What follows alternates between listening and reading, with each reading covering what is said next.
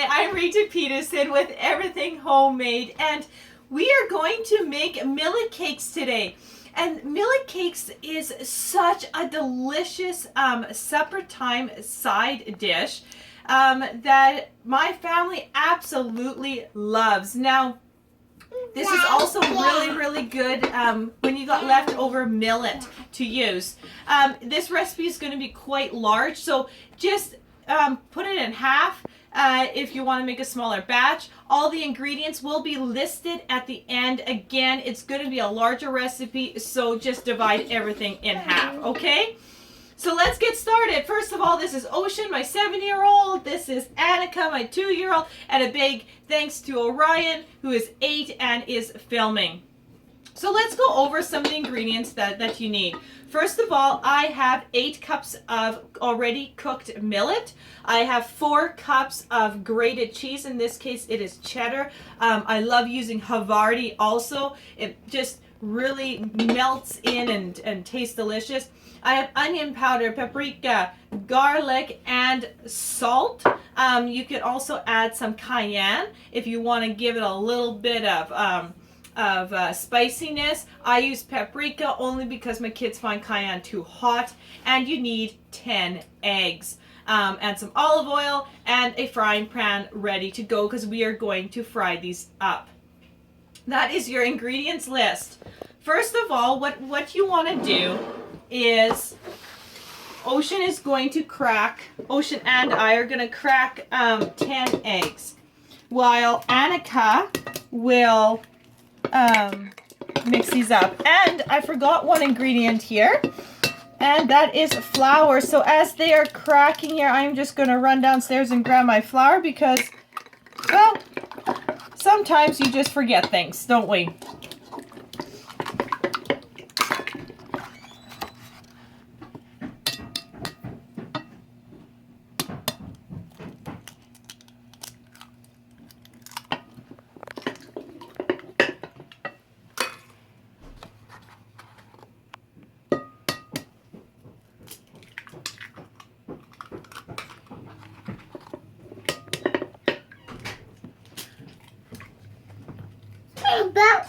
Yeah, so how many eggs do we have here, Ocean? 8. 8? Perfect. Nope. We'll get this last one here. I'll go wash my hands quickly. Okay, awesome. So we have 10 eggs in this bowl, ready to go. Mix it up, Annika. Mix. Perfect. Okay, with that, we are going to add some spices here. So about a teaspoon of garlic powder,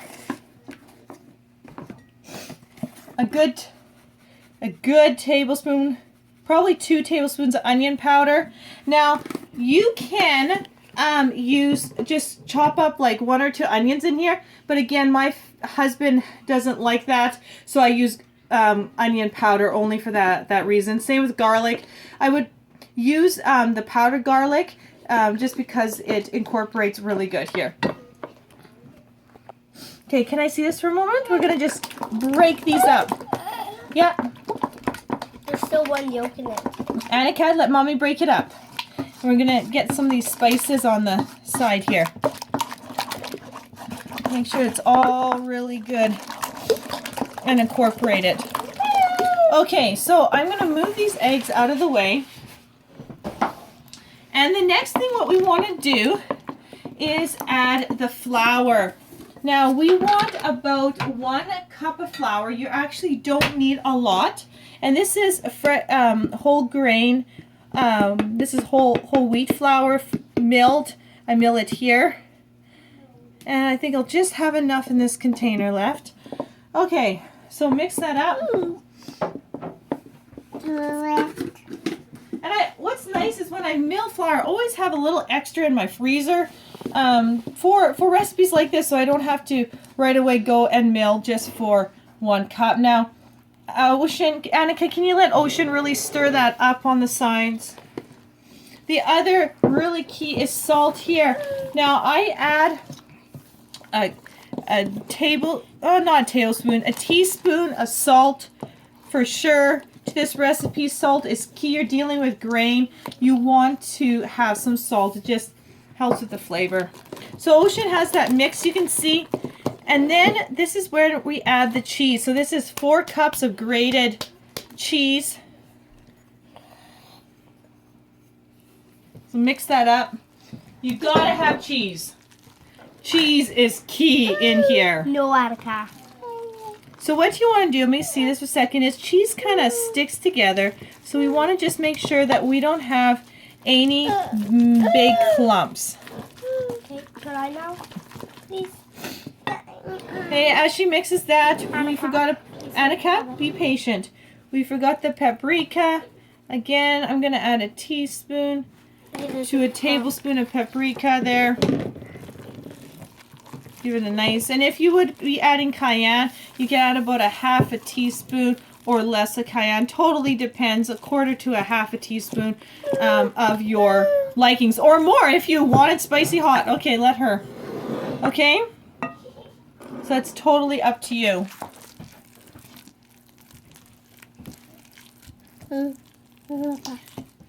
Okay, Annika, Mommy needs to take over here for a second, please. So once this, Mommy needs to take over. So when you have this ready, this is when you put in your millet. Hey! Yeah, yeah, and look at that, isn't it? Okay, so we're gonna break this up. And we're just going to mix this. Now, at the same time that I'm mixing it is usually when I turn on my frying pans. So come over here, Orion, and let's take a look. Now, I have a double frying pan system here. I'm going to turn it on to medium high here, or good medium, and I'm going to heat these up with some olive oil. Now you can use avocado oil, you can use coconut oil. I don't have avocado. I have some really nice extra virgin olive oil, so I'm going to put some oil in here, and be generous with your oil in your cast irons, please. Alright, so that will heat up now. Okay? So come over here, and Ocean has been working on mixing this up. And you just want to, just wait, Annika, please. You want to just mix this up. If you see any clumps, you want to just keep on going. Now you'll notice that it is a sticky mixture. And that's okay. As long as it's well incorporated and that you can be able to grab it like that, that is perfect. So Annika can just play around here a little bit. We'll wait for cast irons to heat. And okay, so we are back here. The frying pans are hot. So what I'm going to do is grab some of the mixture, and I'm going to make patties out of them. Just like that. And then I'm going to put them on my frying pan. Okay, so I'm just going to fill up my frying pans here. Just like that.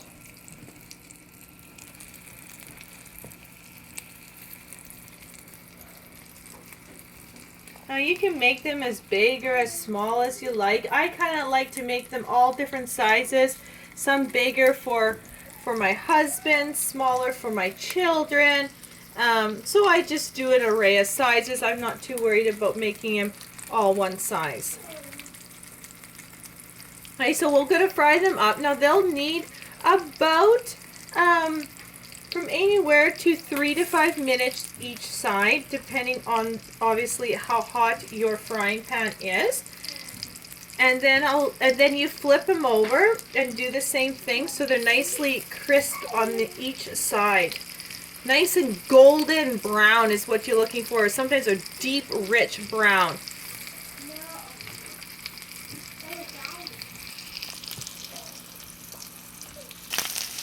Okay, so we are about 5 minutes here, and you take a look. I'm going to flip them over and look at that color. absolutely, that's the color you're looking for here. And my frying pan or my stove cooks a little bit uneven, so some of these are going to be a little lighter, some of them are going to be a little bit darker, but that's okay. We're going to take these two and we're going to flip them, and you'll notice, see that? The cheese is starting to melt, and that's exactly what I want happening here. Oh, that looks good. So we're going to wait another 5 minutes. Then we're going to take those off, and we're going to put more on, add a little bit of more oil, keep going with the process. When they're done, I have my oven here, and it has a pan in, and it's heating up, so I will take some of these millet cakes, put it on the pan so they're warm, and we'll have a wonderful supper tonight. Please follow up with the video that I have on homemade barbecue sauce. These you want to dip in that. That's something you can make, and man, it is awesome. So that link should be below, and that will go really good together. Is millet cake and the homemade barbecue sauce. Thank you so much for watching. Subscribe to my channel, share it, and let me know what you think when you try it.